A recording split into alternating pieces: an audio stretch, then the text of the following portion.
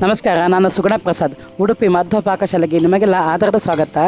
ನಾನಿಂದು ವಿಶೇಷವಾದ ರೆಸಿಪಿಯೊಂದಿಗೆ ನಿಮ್ಮ ಮುಂದೆ ಬಂದಿದ್ದೇನೆ. ಇದು ಬಾಳೆದಿಂಡಿನ ಸಾಂಬಾರು. ನೋಡಿ, ಇದು ಬಾಳೆದಿಂಡು.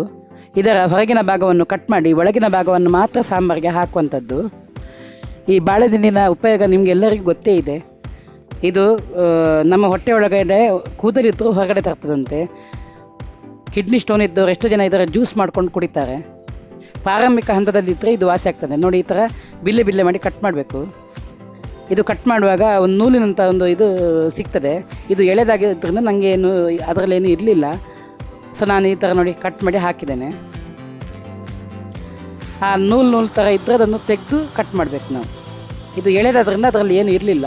ನೋಡಿ, ಇದಕ್ಕೆ ನಾನು 3 ಹಿಡಿಯಷ್ಟು ಬೇಳೆ ಹಾಕ್ತಾ ಇದ್ದೇನೆ.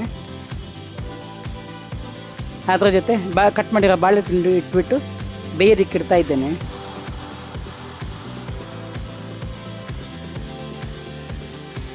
ಬೇಕಾದರೆ ಇದರ ಜೊತೆ ಈರುಳ್ಳಿ ಟೊಮೆಟೊನ ಹಾಕೋಬೋದು.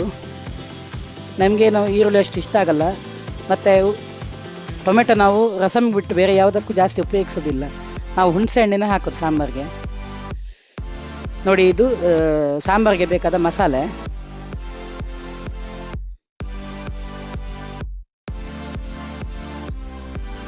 ಬ್ಯಾಡಗಿ, ಧನಿಯಾ, ಜೀರಿಗೆ, ಉದ್ದಿನಬೇಳೆ, ಕಡಲೆಬೇಳೆ, ಇದು ಖಾರಕ್ಕೆ ಗುಂಡು ಮೆಣಸಿನ್ಕಾಯಿ, ಇಷ್ಟನ್ನು ಹಾಕಿ ಆಮೇಲೆ ಅದರ ಜೊತೆ ಕರಿಬೇವು ಹಾಕಿ ಹುರ್ಕೋಬೇಕು. ಇದು ರೆಕಾರ್ಡಿಂಗ್ ಸ್ವಲ್ಪ ಬ್ರೈಟ್ ಕಡಿಮೆ ಆಗಿದ್ದರಿಂದ ಕಪ್ ಕಾಣ್ತಾ ಇದೆ. ಆ್ಯಕ್ಚುಲಿ ಗೋಲ್ಡನ್ ಬ್ರೌನ್ ಬಂದರೆ ಸಾಕು ಮಸಾಲೆ ಎಲ್ಲ. ಅಲ್ಲಿ ತನಕ ಹುರಿಬೇಕು ಚೆನ್ನಾಗಿ. ನಮ್ಮ ಮಂಗಳೂರು ಕಡೆ ನಾವು ಈ ಥರ ಫ್ರೆಶ್ ಆಗಿ ಸಾಂಬಾರು ಮಸಾಲೆ ಮಾಡಿಕೊಂಡು ರುಬ್ಬಿ ಹಾಕೋದು, ನಾವು ಮಾಡಿಡೋದಿಲ್ಲ. ಎಲ್ಲ ಸಾಂಬಾರು ನಾವು ಇದೇ ರೀತಿ ಮಾಡ್ತೇವೆ.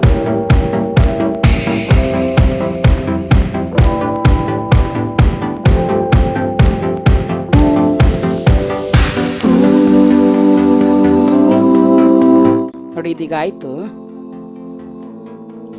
ಒಂದು 3/4 ಕಾಯಿಯಷ್ಟು ಕಾಯಿ ತಗೊಂಡಿದ್ದೇನೆ.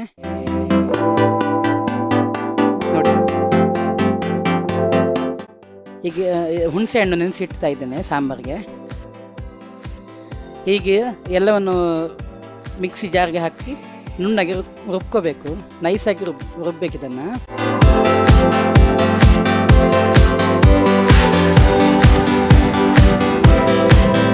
ಎಷ್ಟು ಬೇಕಷ್ಟು ನೀರು ಹಾಕ್ಕೊಂಡು ನುರ್ಕೊಂಡ್ರೆ ಆಯಿತು.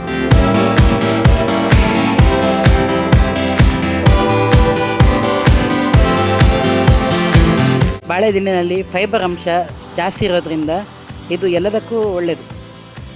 ನೋಡಿ, ಇದು ನೈಸಾಗಿ ರುಬ್ಬಿ ಆಗಿದೆ. ಕಲರ್ ನೋಡಿ ಎಷ್ಟು ಚೆನ್ನಾಗಿ ಬಂದಿದೆ. ಇದು ಬೆಂದಾಯಿತು. ಬಾಳೆದಿಂಡನು ತುಂಬ ಮೆತ್ತಗಾಗಲ್ಲ ಇದು. ಇದರಲ್ಲಿ ಫೈಬರ್ ಅಂಶ ಜಾಸ್ತಿ ಇರೋದ್ರಿಂದ ಸ್ವಲ್ಪ ಗಟ್ಟಿಯಾಗಿ ಇರ್ತದೆ ಬೇಯಿಸಿದ್ರು. ನೋಡಿ, ಇದಕ್ಕೆ ಬೆಲ್ಲ ಹಾಕ್ತಾ ಇದ್ದೇನೆ. ಆಗಲೇ ಹುಣಸೆ ಹಣ್ಣು ಪಾತ್ರೆಗೆ ನೆನೆಸಿಟ್ಟಿದ್ದೆ. ಅದೇ ಪಾತ್ರೆಗೆ ತರಕಾರಿ ಬೇಯಿಸಿದ್ದು ಹಾಕಿದೆ. ಅದಕ್ಕೆ ಬೆಲ್ಲ ಹಾಕಿದೆ. ಈಗ ರುಚಿಗೆ ತಕ್ಕಷ್ಟು ಉಪ್ಪು ಹಾಕ್ತಾ ಇದ್ದೇನೆ. ಈಗ ರುಬ್ಕೊಂಡಿರೋ ಮಸಾಲೆನ ಜೊತೆಗೆ ಹಾಕಿಬಿಟ್ಟು ಚೆನ್ನಾಗಿ ಕುದಿಸಬೇಕು.